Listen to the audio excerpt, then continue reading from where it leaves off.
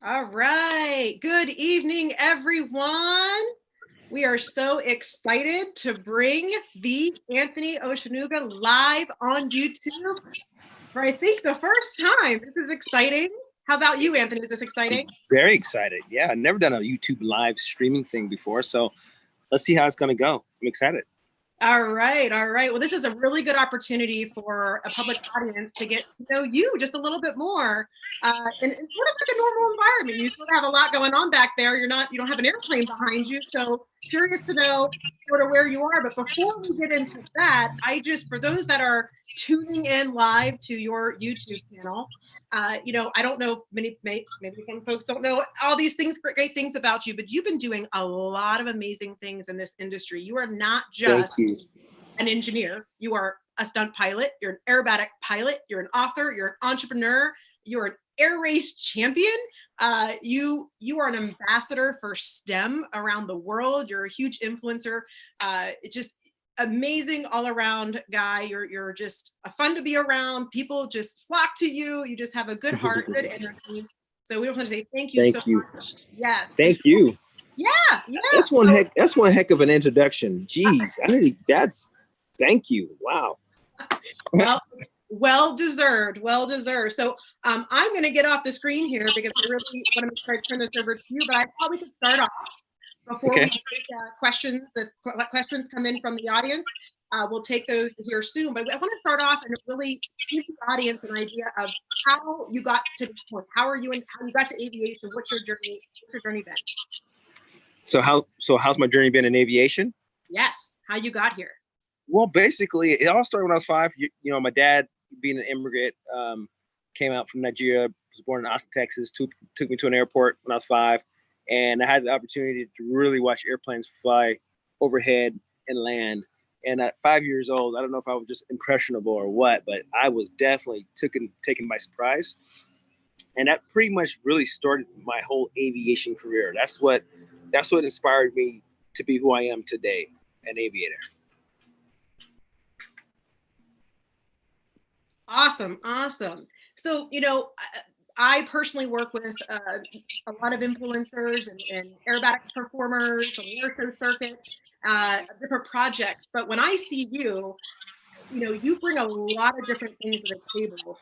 I'd like you to kind of briefly talk about what makes you stand out. What about Anthony is a bit different from the others out there on our platform and in our air show business and on the aviation circuit? I had a really rough upbringing. I grew up poor, so lived in poor areas and stuff like that. So I kind of understand how like people who lived like me when I was younger kind of operate and work, right? So a lot of questions, people always ask me a lot of questions like, why isn't there more African Americans as aviators, right? And always, I can answer that question because I came from the inner city, and so I think that's an advantage that I have, especially when I'm able to, put on my flight suit, fly for these kids in the inner city, jump out of the airplane and say to them, hey, look at me. You do exactly what I do. I think that makes me quite unique because yet and still, I think everyone in the world needs to be influenced by aviation. But I think what I'm tackling is those youngsters who probably wouldn't have an opportunity to meet a pilot of ethnicity, one, two, a person that can relate to them and nicely talk to them, like have not a service conversation, but talk to them about what they're going through, and then shine the light on aviation and say, look, I've been there, I've been where you've been, I've gotten to where I've gotten to, but this is this track and methods on which I've used to get to where I've gotten. It's proven, it works. Look at me. And so that's when they believe me, and then they're inspired. So I think I would say that's probably a unique attribute that I do bring to the table amongst many others. But I think that one is key, and I really like doing that because it's one thing to fly someone, but it's another thing to fly someone and change their life. Well, you bring up a really key point. There was an article done really well a couple years back, and they brought to light, our young people are looking to the role models like you of today, those that are of a certain skin color, those that come from a certain background, those that, face certain obstacles, adversities, and come out on the other end like you have. Role models are so key to what we're trying to accomplish in aviation, in STEM education, really bridging the gender gap, the diversity gap, and you really hone in on that. You actually, didn't you surprise a young man a while back, a 10-year-old boy? Could you Yes, maybe I talk did. about that story? That was a really neat story that was put out there in the media. Yeah, so I get a lot of requests from people to do things, whatever. But this particular request was actually, it wasn't even a request. It was like one day, Nando and Waldo, who own West Coast Air Creations. It's a maintenance shop in Flaybob Airport near Riverside. They flew their steermans in to French Valley, come visit me, and say hi, because I had an airplane I wanted to look at. And so while I was hanging out with those guys, like there's a cafe that's situated on the airport, but I can't see through the window, but people can see throughout the window and look at the pilots flying the airplanes or getting into their airplanes. And I guess when I was done with Nando and Waldo, I just departed the airport because I have so much stuff to do. So I just jumped in the car and I was gone. And I guess someone was trying to get a hold of me, but I left too soon. So the mom wrote, like, kind of posted on Facebook. So there's a chat room for like the city, like a community where people can chat and ask questions or whatever the case is. Sure, she goes on and tells the story, saying, "Yeah, I was hanging out with my kid, and my kid says that's Anthony, the guy that flew his airplane underneath the monster truck. That's Anthony. That's Anthony." And his mom was like, "No, it's not." So his mom Googled me, and then she found my picture or whatever, and she said, "Man, you're right, son. Let's go meet this guy." So as they were coming out the cafe, I was already in my car and have departed the area, and so they missed that opportunity. But she wrote about it, and she wrote about how she wished she had an opportunity for her son to meet me because her son looks up to me and is inspired by me. And I felt like that hit the heart. I was like, oh, okay, there's somebody out there that actually, is inspired by the things that I do. As a young kid, and he's inspired to fly airplanes or drive monster trucks, what have you. So then we reached out to him. We reached out to his mom, and then as this was going on, my publicist got whiff of it. Now she's involved. Now the news crew from San Diego's out with the whole news thing, and I show up and they're there, and the kid gets surprised. Homo starts crying, and we talked. We had a great conversation, and I said, you know what, let's go flying. So then I took him and his mom flying, and an experience that I hope they will never forget. So things like that, it's almost like in my soul that I have to do, because it's almost one of those things where if my dad wasn't so gracious in taking me to an airport, show me his airplanes, I wouldn't be here today. So I wanted to give that kid the opportunity to change his own life by coming out flying with me, and just to show him that I'm normal just like him. I'm a normal person, and look, you can talk to me, you can email me anytime.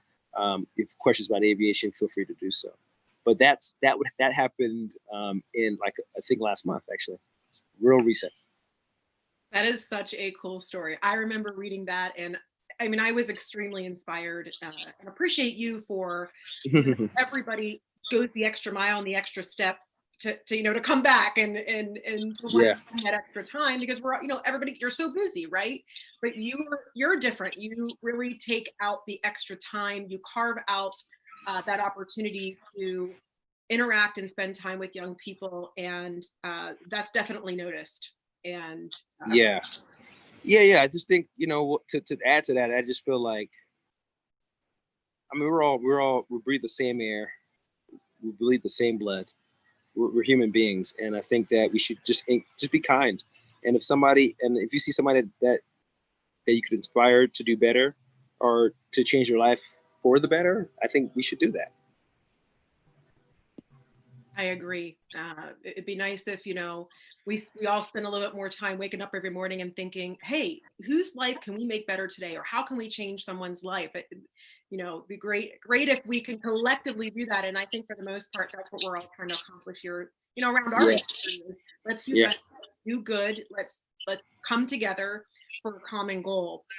So you have a really cool record with the air race circuit. Why don't you talk about your air race platform? All right. So I was invited out to the Reno National Air Races in 2016.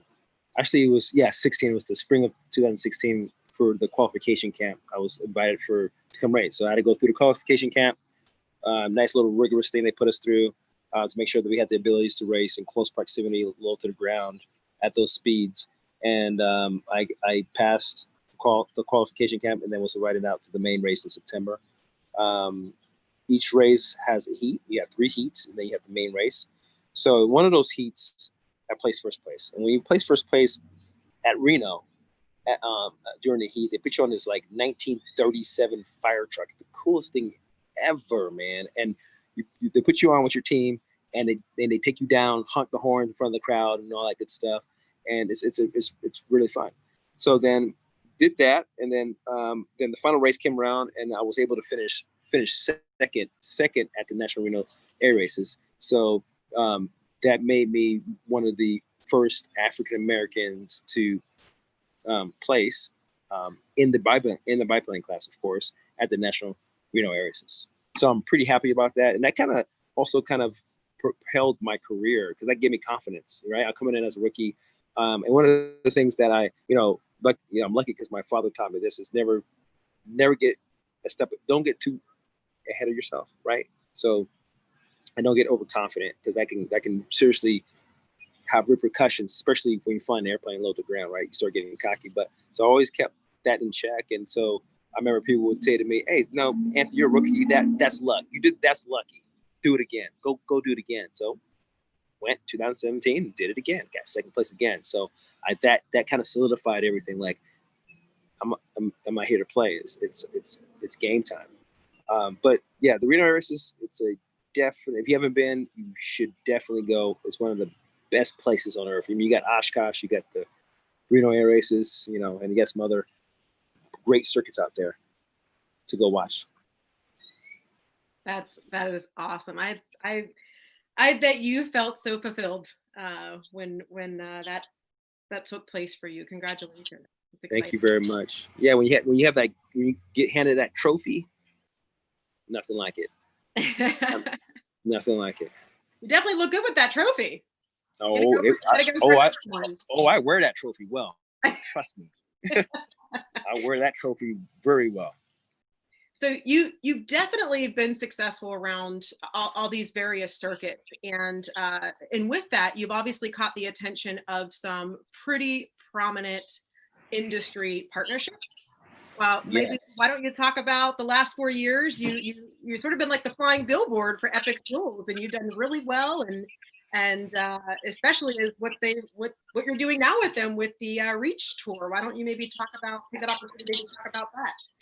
Yeah, so Epic Fuels, they've been around since 1940, and they've been literally fueling the industries with fuel, I guess, for the last 40 years. That's one hell of a legacy. I think they've been around for a long time, right? There's other fuel companies out there that are big, but Epic Fuel's been around for a long time. Is that 40 years or 80 years? So 1940, 80 years. They've been around for 80 years. So, I was able to partner with them since 2015. We did like a test trial to see how Anthony Oshinuga pairs with Epic Fuels. That went pretty well, and so then they renewed my contract 2016, and I've never looked back since. So they've been really, really helpful in my growth and development in aviation, and I'm gonna tell you why. So talking to the big guys in the industry, like the Michael Goulians, the Kirby Chamblises, and those guys, one of the things they would tell me is like, Anthony, if you want to get good, you got to burn gas. And they're right. You got to jump in an airplane, you got to go practice. But every when I'm up there for 30 minutes of flying, that's at least $80 of fuel, and it adds up. You can't just get good and hone your skills after 30 minutes of flying. You have to have hours and hours, and I'm talking about thousands of hours of aerobatic air racing flying to be really a competitor and to be really good and hone your skills. So Epic Fuel has literally fueled my passion on flying. So I definitely I'm so thankful for them. Other big partnerships that I have is, of course, AOPA. Those are my guys over there, man. They're just because their whole mission is just to general aviation, to get people into general aviation, to explore it in each avenue, right? Um, I got XM radio, so I think they're key. They're key because I fly a lot, and when I'm doing cross countries all over the world, whether it's air shows, going to an air show venue or air race venue or competition aerobatic venue, I need some type of device that helps me determine what the weather's looking like real time while I'm flying. And Sirius XM radio has that capability paired with ForeFlight. So I'm just really happy, and I can't forget. I mean, there's so many others. I don't want to leave nobody out, and you guys know who you are. But like Aircraft for Specialties, they've been helping me out for the last 3 years. Champion Aerospace, Spark Plugs, Harnesses. Bose Aviation. I can't forget those guys. The headsets when I'm flying passengers around over the wineries. Just those things. But I definitely utilize those partnerships for a very good cause, and my whole thing is just giving back, right? Like I said, it just goes back to giving back, and then show people aviation the way I see it in my eyes. That's fantastic. You do, yeah. You have a very diverse group of partners, and the partners. And what I noticed with you and some other talent that I've also worked with is that what I think is very unique about our industry, and I think what gives us sort of an edge over other industries is that we don't just have these sponsors and partners. Like you don't just have them. You take it a step further. You have a relationship with them.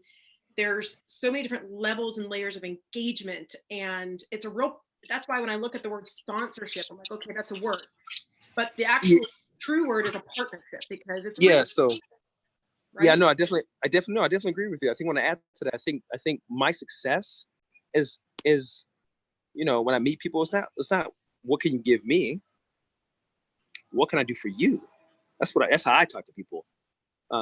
Because if you can develop some type of synergy, of course, some type of really organic partnership, not fake stuff. Like I got all my sponsors, I have their cell phone numbers. If I have an issue, maybe a family issue or whatever, life issue, or need some advice, whatever, I call them. That's the type of relationship we have. I mean, and I think, and I can say this, that all my sponsors, that's the type of relationship we have. And I think that's the way you have to do it, because you have to develop trust. And I think that's what people are missing. They just want stuff, and you can't do that. I mean, you can, but it's not going to last too long. You're not going to be too successful in your career if you come at it that way. And those partnerships build over many years, and you've done a fantastic job at not just securing great partners, but retaining them and keeping them not happy. It's not about just being happy, but involved. And that brings me to what's happening now with the Reach for the Sky. We've got the ground campaign that Epic Fuels has launched.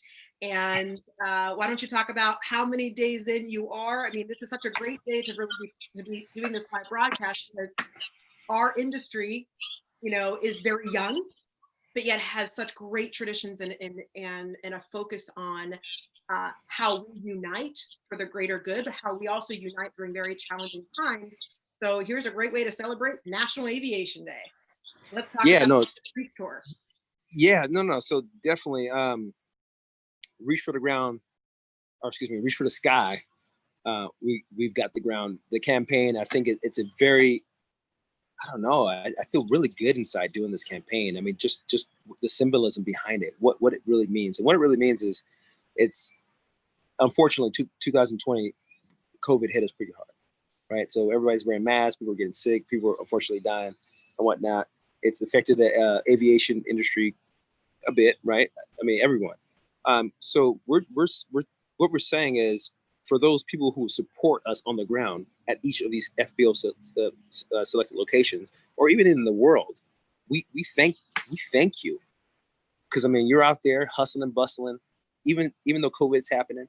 And if it wasn't for you, we wouldn't, especially me, be fine. When I land at these specific FBOs, whether it's at a mom and pop FBO or international airport, we need your support. We need fuel. We need oil. We need to store the airplane in a hangar. We need logistics, a crew car. I mean, there's a whole slew of things. And again, without that support, it would be very difficult for us aviators to operate.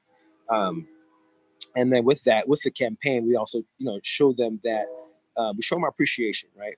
And we're trying to, and we want to encourage them to keep on doing what they're doing, because the more you keep on keeping on, the more we get to fly, not just me, but everyone else. And so we at these locations that I'm stopping at, by the way, it's 44 stops that I'm doing. It's a lot, I know, but I think it's worth it. I mean, I wish I can go to all airports, but I just can't. I'm in the pits, and right now my back and butt hurt from flying for only 10 hours already. So, but 44 locations, 24 FBOs that we're actually stopping in and actually, giving COVID relief packages, again, with the symbolism behind it, saying like, listen, guys, we really appreciate it. We appreciate what you're doing, and we want to encourage you to keep on doing what you're doing. And here's the package, which includes hand sanitizer, a mask, of course, got to have the mask on, and a mug, and in a nice box, right? And to say thank you. So that's what we're doing.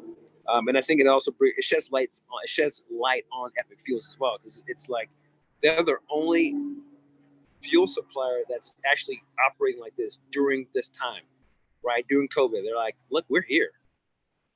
COVID's not gonna get us down. It's gonna go away eventually. We're gonna come out even stronger. But while we're getting through this, we want to show some love to everyone else that's involved in the aviation community. That's a huge statement.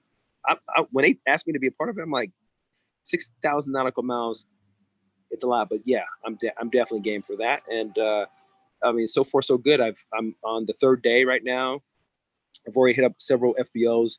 Everyone I've met, every single one, have been ecstatic. They've been super happy to see me, asking tons of questions, to the point where I'm a little bit late arriving to my next FBO, which is okay. I want people to interact with me and feel like they can talk to me, because I want you to, and I want to talk to you guys too as well.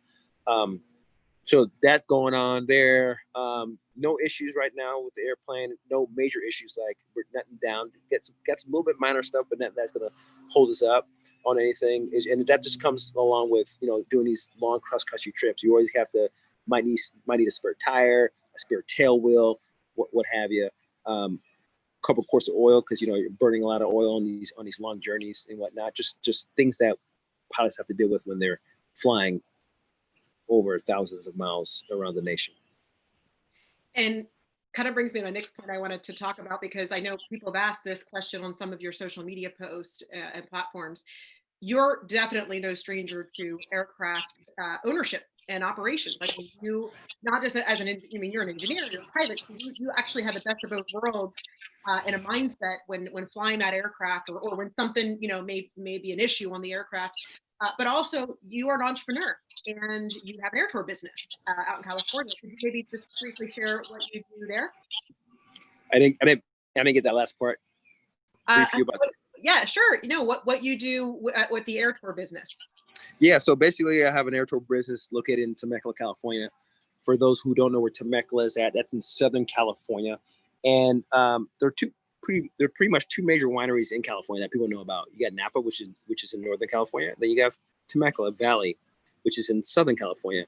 I operate a aerial scenic tour business, which provides clients with scenic tours over the vineyards. So we're flying legally as low as we can, so that's 500 feet, and we give them a tour of the view of wine country. And then once we're done with that, we land, and they get picked up by my partner, who they pick them up in like a sidecar motorcycle thing. It's really super cool. You guys got to try it out if you haven't done it. And they take them riding through the vineyards and to go tasting all day. That's I think it's a really good deal. So we pair that off, and people come in from all over the world to try that, to do the experience. I mean, it's all about the wine, but then again, it's all about the experience as well. And we try to bring that to the table when people come out and visit us. And so, to that point, I think what's so interesting is, as well as I do, we do a lot of outreach events to young people.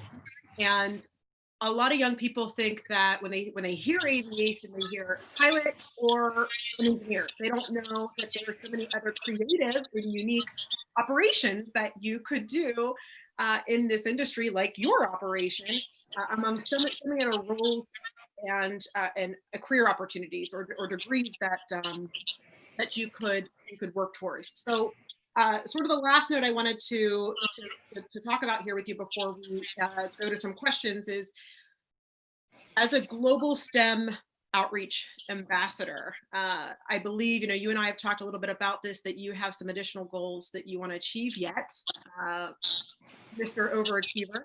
Uh, in a good way, in a good way. But I think that this is so empowering because it brings back to the point that we are all trying to work together to make our industry stronger, to grow, and to get young people to truly understand the value of aerospace and aviation.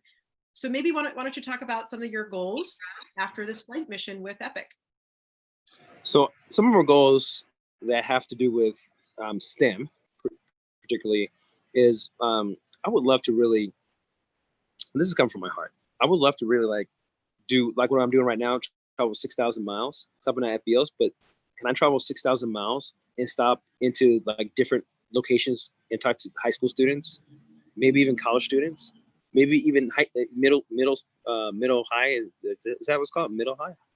I don't know, middle high or under high school, like, seventh graders, eighth graders. Like, just talk to them, right? And inspire them, have an inspiring like story. I think that would be I think that'd be awesome. Do like an epic world tour where I'm flying my airplane around, stopping at different cities, and maybe having a congregation of these kids come out to the airport. I'll just, I'll do a couple touch and goes, land, and I want to actually pull this airplane up in front of them, stop it, get out. So they see this African American in their face, and they're like, "Whoa, you look like me." And I can just drill them and say, "Hey, listen, guys, what I just did, you can do too." And there's many different opportunities in aviation, not just airshow flying. You could do a lot of things, and just open their eyes to that. Because I think if someone were to do that, I want to do that. If someone were to do that, that would really bring a light, shed a light on just STEM in itself, because you can dive into that discussion even deeper when you do that. So that's one of my biggest goals that I'm working on right now. So we'll see what happens. Hopefully somebody sponsor will come by and say, "Hey, Anthony, we like your idea. Let's do it." Absolutely. And we're lucky. We have a very giving, generous philanthropic industry that also wants to see this as an opportunity to grow not only their position in the industry as a supporter of STEM and aviation education, but they know that some of the strongest efforts and marketing and an opportunity to do that are through the talent like you. And you bring a lot of the table for those sponsors. So I wanted to turn it over, Anthony. We do have some questions, and are you up for that? Sure. Okay, all right. So easy questions, I think, for you. I think you can handle all this. So one of the questions is, and I know a lot of this probably is impacted by COVID, but do you or are you accessible or sort of, how do you handle doing events, speaking engagements? Do you do that? Is that something that if a school called or a company called and said, "Hey, we want to have you come and speak to a group of students," do you do that? Yeah, I definitely do that. So usually the way people contact me, they would go to my website, anthonyoshinuga.com, and there's a contact me page there, and then you have my publicist information is also there. So they'll get a hold of my publicist, and then she'll schedule whatever meetings or talks that come about, and that's how I kind of handle it. I have just a single place where everybody just goes and sends that information. So it's anthonyoshinuga.com, and they just go to contact me, and then information there should be there for you to utilize and reach out to me for any speaking engagement opportunities. Awesome, awesome, awesome. And I'll put a link to the website into the chat as well. Another question from a young man. He wanted to know, well, obviously, how I know you talked a little bit about this, but how you became an aerobatic pilot. How did you how did you work to finance and buy an aircraft and secure some sponsors? Sweat and tears, my friend. Sweat and tears. Let me tell you the struggle. So I knew early on that to be successful, I had to own my own airplane. I had to drive, but I didn't have the money.